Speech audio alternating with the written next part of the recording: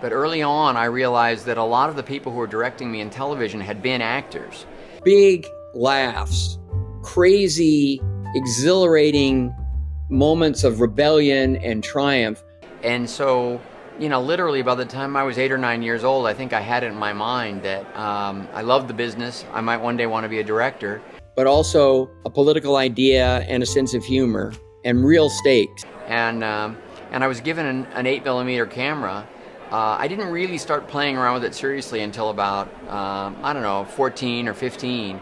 But I think the key to all of that, of course it's so much more advanced now, is starting to grasp an understanding of the power of editing. Ron Howard's filmmaking career has been shaped by a lifelong passion for cinema, from his early days as a child actor to his evolution into one of Hollywood's most respected directors. And I did much better. Then I had a counselor in the 9th grade. He has drawn inspiration from the films that captivated him in his youth. Over the years, he has spoken about the works that left a lasting impression, citing films that span different genres, directorial styles, and eras.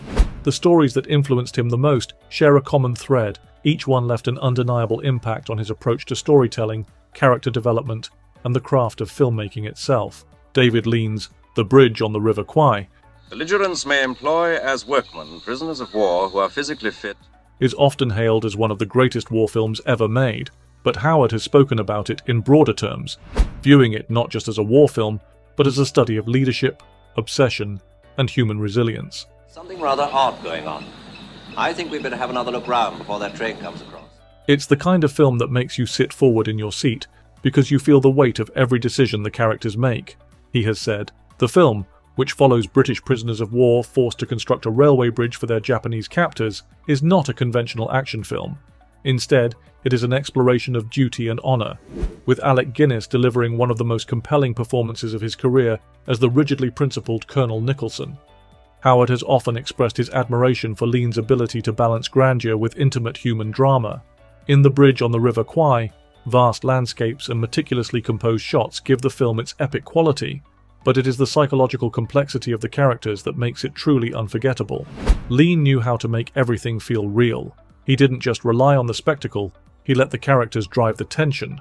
Howard has remarked, that focus on character is something he has sought to incorporate into his own work, ensuring that even his most visually ambitious films never lose sight of the people at their core. The Emigrants may not be as widely known to general audiences as some of the other films on Howard's list, but its influence on his perspective as a filmmaker is undeniable.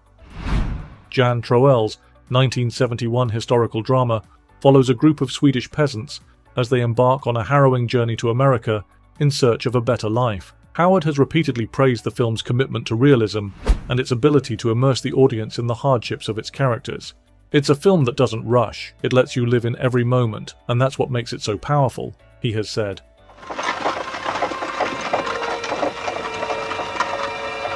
What distinguishes The Emigrants from other historical dramas is its unflinching portrayal of the emigrant experience.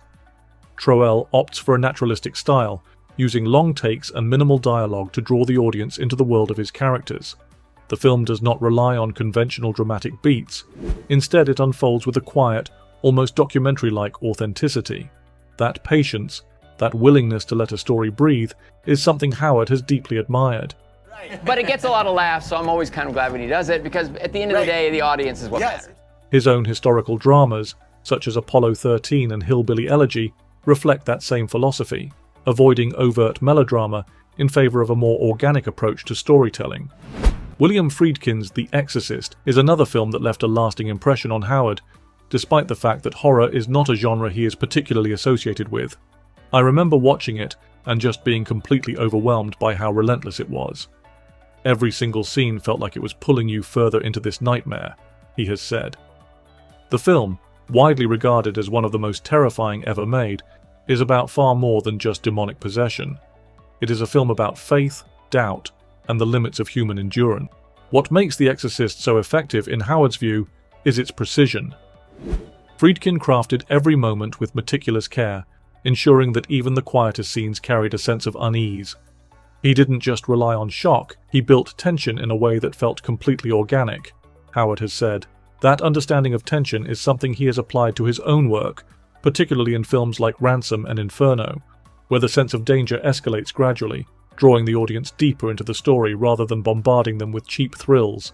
Frank Capra's Mr. Smith Goes to Washington is, in many ways, the most traditional of Howard's favourite films, but its impact on him has been profound.